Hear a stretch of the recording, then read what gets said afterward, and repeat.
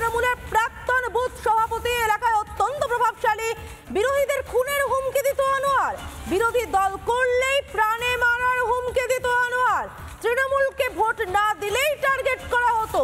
বোমাবাজির অভিযোগে আগেও গ্রেফতার হয়েছে আনোয়ার শেখ। এর আগেও গ্রেফতার হয়েছে আনোয়ার শেখ। তার কারণ হচ্ছে একাধিক অভিযোগ যার বিরুদ্ধে বিরোধীদের খুনের হুমকি। তার বাড়িতেই বোম বাঁধা হতো। তামান্নার বাবা অভিযোগ করছেন এই আনোয়ারের বাড়িতে রীতিমতো বোমা বাঁধা হতো। ঠিক কি অভিযোগ করছেন শুনে নেব।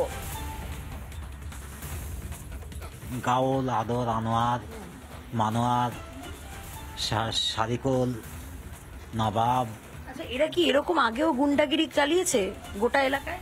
আজ থেকে না, ওদের মানে ওদের পেশাই এটা। প্রত্যেক ঘরে ঘরে বোমা আছে, সব প্রত্যেক ঘরে ঘরে বোমা আছে। বোমা যদি তুলে অনেক অনেক বোমা আছে ওদের ঘরে। গোটা গ্রামের মানুষকে মাথা আতঙ্কে রাখে ওরা। আনোয়ার শেখ যে বাড়িতে বোমা বাঁধত, অনেক অনেক বোমা, তামান্নার বাবা বলছেন তিনি দেখেছেন, তিনি জানেন, অর্থাৎ গ্রামের লোকেরা জানতো, কিন্তু পুলিশ কিছু জানতো না। পুলিশ কোনো ব্যবস্থা নেয়নি। এলাকারই এক বাম সমর্থক তিনি বলছেন যে এই আনোয়ার এলাকায় সন্ত্রাসের বাতাবরণ তৈরি করে রেখেছিল, কিন্তু পুলিশ কোনো ব্যবস্থা নেয়নি। আমাদের মনে পড়ে যাচ্ছে শেখ শাহজাহানের কথা। আমরা সন্দেশখালী গিয়েও ঠিক এরকম গল্পই শুনতাম। শেখ শাহজাহান সন্ত্রাস তৈরি করে রেখেছে, বিশাল প্রভাবশালী। আনোয়ার শেখ কি ঠিক দ্বিতীয় শেখ শাহজাহান? আনোয়ারও কি এইভাবেই সন্ত্রাসের পরিবেশ তৈরি করে রেখেছিল? পুলিশ কেন কোনো ব্যবস্থা নেয়নি? যার বাড়িতে বোমা মজুত হয়, বোমা বাঁধা হয়, অনেক অনেক বোমা গ্রামের মানুষ দেখতে পান, পুলিশ দেখতে পায় না। কি বলছে এলাকার সিপিএম সমর্থক, শুনুন একবার তার মুখ থেকে। এই আনোয়ার আর মনোয়ার, আদর, এদেরকে চেনেন? এরা কি ভাই ভাই? হ্যাঁ, ওরা নিজের আপন ভাই তো। 5টা ভাই, ওদের 5টা ভাই। আচ্ছা, এরা নাকি খুব গ্রামে খুব মানে দহরম মরম ছিল, ভয় দেখাতো লোককে। সেটা আমি বলতে পারছি না, যেহেতু আমার একটা প্রবলেম আছে।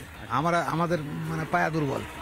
ও, আপনাদেরকে এরা ধমকেছে কোনোদিন? হ্যাঁ, আমাদের তো এই দিকটা একটু আনোয়ার আর মনোয়াররা ধমকেছে আপনাকে? হ্যাঁ, এই ব্যাপারে কেন ধমকালো? ওটা আমি বলছি না, ক্যামেরা সামনে অতটা সবকিছু বলা যায় না সবার, কিন্তু আপনাদের ধমকেছে। হ্যাঁ, কি ভয় দেখাতো? ভয় কি, আমাকে এমনি গত এই পঞ্চায়েতের আগের পঞ্চায়েতে আমাকে মেরিয়ে গেছিল একটা চাপড় দিয়ে মেরেছিল? একটা থাপড় মেরিয়ে, থাপ্পড় মেরেছিল এই দোকানেই। কেন মারলো? বুথ দখল হয়েছিল তখন। কেন মারলো কেন? ওই আমি পঞ্চায়েতে ভোট দাঁড়িয়েছিল, তার কাছে এই যে বসেছিলাম একটু রাত্রে। পঞ্চায়েতে প্রার্থী ছিলেন? না, বলে দাঁড়িয়ে রাত্রে বসেছিলাম, বাস হয়ে গেল। বুথে বসেছিলেন বলে? ভোটের আগের দিনকে রাত্রিবেলাতে যেমন হয়তো ক্যাম্প করে ওই পঞ্চায়েত মেম্বার যারা বসছিল, মানে বসে আমার সিপিএমের ক্যাম্পে বসেছিলেন? তার সিপিএম করে যায় আগে, তার জন্য চড় মেরে দিয়েছে? হ্যাঁ, সবার সামনে? নাই, দোকানে খুলি, দোকান বিকালবেলা এসে ভোট হয়ে যাওয়ার পরে বুথ দখল করে তো পঞ্চায়েতে যে দাঁড়িয়েছিল তাকেও তো সে ঘরের ভিতরে ভরি মারামারি সব কিছু যেটা হয় আর কি বুথ দখল করার ব্যাপারে সেরকম। কে মেরেছিল, আনোয়ার না মনোয়ার? আনোয়ার মেরেছিল।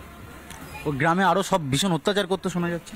হ্যাঁ, এবার লোকের মুখে শুনছেন যেরকম ওইরকমই সব প্রচুর অত্যাচার করতে। হ্যাঁ, এই এলাকায় তোলাবাজি করে? তা ঠিক আমরা জানি না, অত ডিটেলস কিছু বলা সিপিএম যারা করে তাদেরকে ধমকায়। আপনারা কি এদেরকে নিয়ে ভয় কোনোদিন থানায় অভিযোগ করেছেন? না, থানায় অভিযোগ করিনি। থানায় অভিযোগ করি বা কি হবে?